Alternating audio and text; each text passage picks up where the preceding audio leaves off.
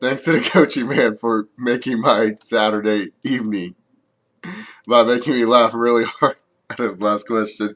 Uh, I had to edit out because there was no way I was going to continue the Q&A because I would just keep on naming random TNA moments for the next 10 minutes laughing, or random WWE moments as well. That was a great question, Gochi man. That was a great question. Matt Gochi asked, what if WWE did a match between the Gobbledygooker and the Bunny at the WrestleMania 31 that lasted 30 minutes? Say goodbye to me as a network subscriber. Just being honest here. I mean, in all honesty, that'd be fucking terrible. Why would you send out the Bunny and fucking Gobbledygooker to wrestle a 30-minute match? Oh, God. The only thing that would make that worse if El Torito and Little Jimmy were the managers. Greg Toomer asked, what if Scott Steiner was around your age and stole your girlfriend? I'd be pissed at the dude, that's for fucking sure. But then at the end of the day, there's no way I'd kick his ass. I mean, if we're talking about Scott Steiner near my age, we're talking about the brown hair, good-looking mullet, really jacked from Michigan State. University of Michigan. I'm sorry. Sorry, Scott Steiner. Got your alma mater wrong. Please forgive me. I know you don't watch these videos anyways, but if you somehow stumble upon this video, please forgive me. From the University of Michigan, Scott Steiner, yeah, I'm going to get my ass kicked. So there's no, I'll be pissed off. I'll be upset. But there's nothing I can do about it. There's no way I'd kick that guy's ass.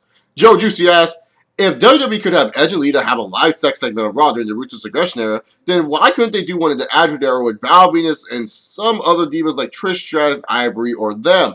I think it was more or less like the Attitude Era. It was just more about characters and stuff like that. And they were really trying to do something to get Edge's character and gimmick over. You know, because Edge was calling himself the rated R superstar, but it's like, what have you done that's rated R?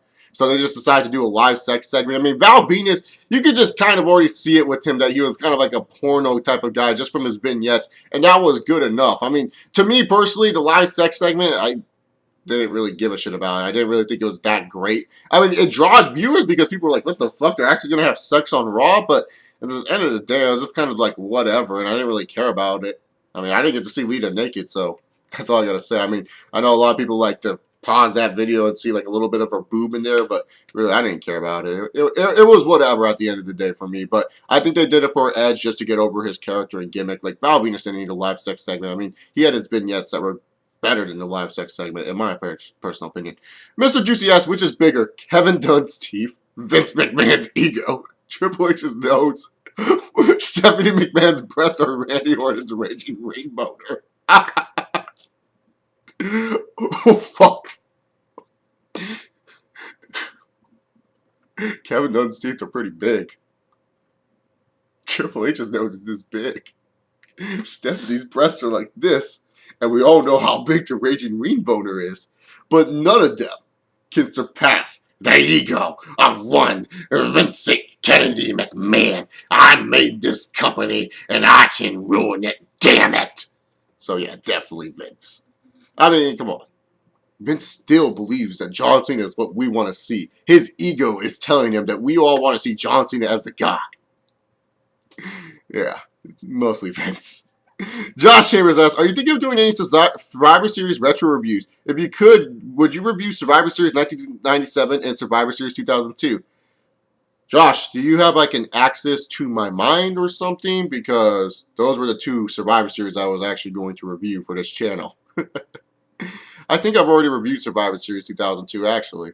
Yeah, I already did. So go check it out on my channel, Survivor 2002. But be on the lookout for the Survivor Series 1997 review. That's one I definitely want to do because I haven't talked at all about the Montreal Screwjob on this channel. And even when I did Q&As, it always surprised me. Like, you know, there's so many questions and so many things that I wish people would ask me. And no one, and I've done like, what, 80 Q&As and plus the 5 questions with the chase that I did when I first started this channel and the Q&As beforehand, before I rebooted this series. Like, this is the 3rd time doing Q&As. And I have never, even the live Google Hangouts, never been asked about the Montreal Screwjob. And I wonder if wrestling fans are over it or something, but other Q&As, I always hear people ask about the Montreal Screwjob, and I just feel like, man, am I not cool enough to get Montreal Screwjob questions? I mean, don't ask them now, people, because I'm going to make my Survivor Series 1997 review on my channel, and Survivor Series 2002, Josh, I should have on my channel. Just go onto my YouTube and search. I'll see if I'll send you a link to it if I have it. Maybe I'll redo it. I'm not 100% sure if it's still up on my channel, but I wanted to review 1997, so I'm definitely going to review 1997 for sure. And if I haven't reviewed 2002 already, I'll definitely review 2002. Slapnuts2000 asks, do you like my username? Of course, man. Why do you think I give emphasis on it every time I read your question? I like your question, I like your username, and I like your profile pic. Just fits all perfectly. I don't know why. I'm just like, Slapnuts2000. So, yeah.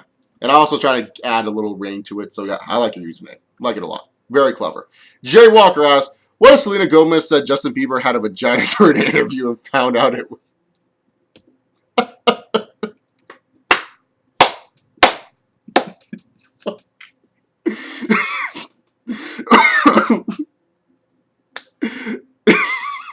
You go to Bieber's house, you pull down his pants, and he's like, oh, that'd be fucking # tremendous. The Real Who asks, what did you think of Fortune attacking EV2 to a bloody pulp? This message's not supposed to be funny, and I'm laughing at it. Just because of EV2. EV2. Fuck off. It's bloody pulp after RVD's match with Abyss. Okay, I'm not laughing about the beatdown. I'm laughing at EV2. That's another funny thing that shouldn't be funny. EV2. So stupid. But I don't remember that segment. Let's see, when was that? Was that before Bound for Glory? No, it was before Bound for Glory, right? I hope I'm correct on that. Let's see, after RVD's match with Abyss. Oh, yeah, that was after Bound for... before Bound for Glory. I don't remember the segment per se, but I remember I said, that made Fortune look good. But I don't remember the segment in detail, but I remember I felt Fortune was just there to be EV2's bitches, man. So, fuck EV2. God. Yeah, I don't remember the segment, but I remember it helped Fortune a little bit more heading into that, what's it called, Lethal Lockdown match, which was pretty much just a glorified Ric Flair versus Foley match outside of the ring. John Cool asks, in your opinion, who is the best talker in the YWC? In my opinion, it's good mic work, despite the fact I disagree with some of his opinions. To me, the best talker is the Schlag Daddy. No questions asked. I think the Schlag Daddy is just the best talker overall in the YWC. He's able to keep your interest in a lot of his videos. He has a good way of saying things. He has a good way of transitioning into jokes and serious topics. So for me, it has to be the Schlag Daddy. Final Limits, Q&A. What did you think of the build-up match with Stone Cold versus Scott Hall at WrestleMania 18? The build was kind of weak for Stone Cold and Scott Hall, and I blame mostly Austin for that, for not really trying, because remember, Stone Cold has even said it himself, he was at a bad place during that time. He didn't really care all that much. I just didn't really care for it all, in all honesty. I wasn't really interested in that match. Little Fish asks, how can you lose weight fast? Any tips? How can you lose weight fast? Cardio. Cardio, cardio, cardio, and diet. That's the best way to lose weight fast. Like, literally, Little Fish, weight is all about diet and cardio. Like, lifting and all that shit, yeah, it's good for you. You can do it. It'll make you feel good, but you ain't losing weight for it. You're just bulking up for no reason. So, cardio, cardio, cardio, diet, diet, diet. That's the best way to lose weight fast. My tip for you, Little Fish, here's a tip. If you want to lose weight fast, I don't know how old you are, Little Fish. Here's a little tip for you. Wake up in the morning, eat a big breakfast. Then at lunch, cut all fucking carbs. Grab like a sandwich from a vending machine or for your cafeteria or at your school or at your work or whatever. Make a fucking meat, cheese, lettuce, and tomato wrap. Yeah, it sounds disgusting in your hands. Put some mustard on that shit, eat that. Along with some fruits and vegetables. Then, afterwards, run. Run in the afternoon, do your little workout. You can do some weights, but don't do too much weights. Just run. Cardio, cardio, cardio. And then, at night, you don't eat anything.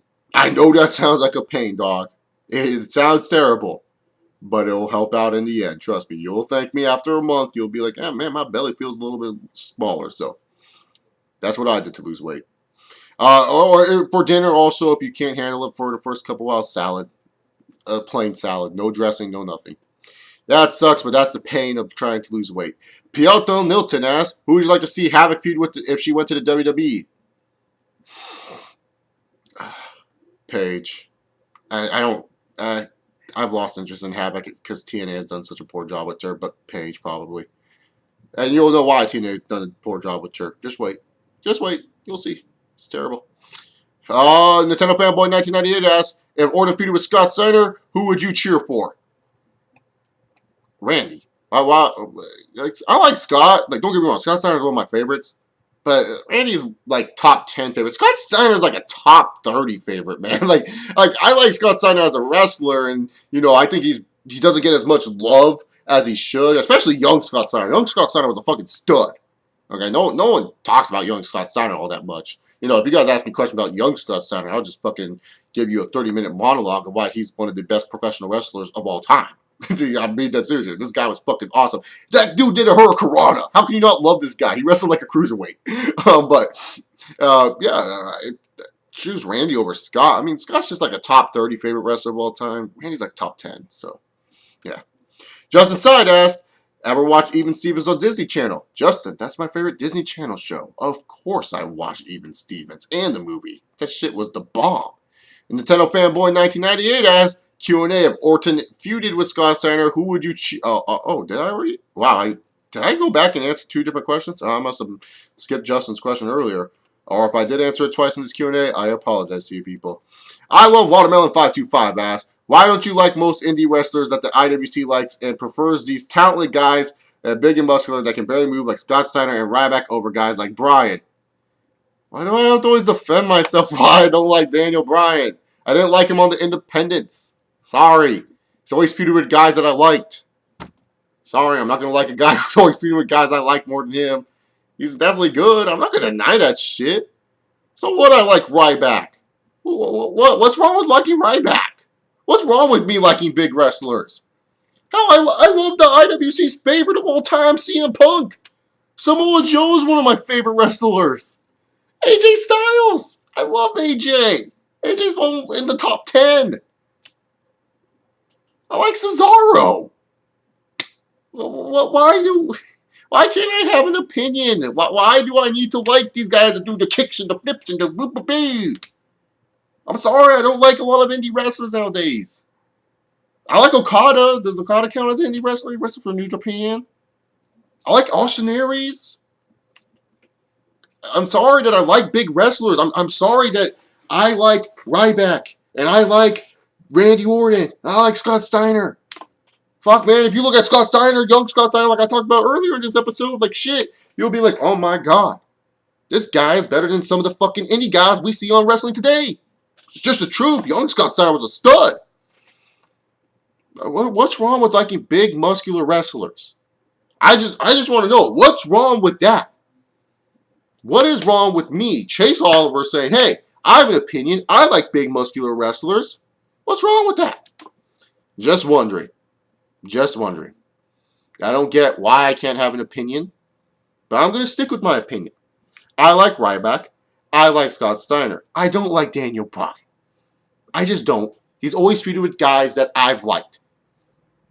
Do I think he's talented in the arena and deserves all the success in the world? Oh, hell yeah. I'll never take that away from Daniel Bryan.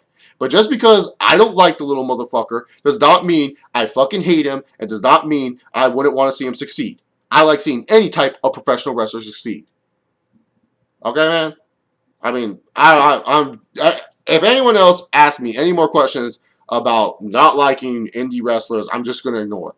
Because I do like some indie wrestlers from the past. I don't like the current crop now. I think a lot of them are just the same wrestlers. I get the same thing. I can watch the same match down at NXT a little bit in the WWE style. That's just me. If you like indie wrestling, that's good for you. That's your opinion. But just know my opinion is I don't really like indie wrestling today. I don't think it's as good as it was back in the good old days. Just me. Jack Trice asks, what if Harper and Rowan and Wyatt shaved their beards and started wearing regular wrestling gear like Randy Orton's? How would fans feel about this? They would just be boring. That's how fans would feel about it. They would be boring people that we wouldn't want to see. And Bill Bradford ends this part 2 special asking, how many heavyweight titles do you see John Cena winning before retiring? I would have to say 20. Yeah, I'll guess 20 on here. Yeah, I'll say 20. Thank you all so much for sending in questions. I had to split this Q&A into parts because I didn't want to go it for way too fucking long. Don't worry. Still getting a Tuesday Q&A. I've just decided to split this one up into parts because the first part was 20 minutes, and if I put this one in, it's 35 minutes. So give you guys a little bit of a breather room if you should. So anyways, guys, I'll see you all next time. Got a fantasy booking coming up for you guys later this week. I know I should have uploaded earlier, but shit happens. Definitely got you guys a Raw review. See y'all next time. Peace.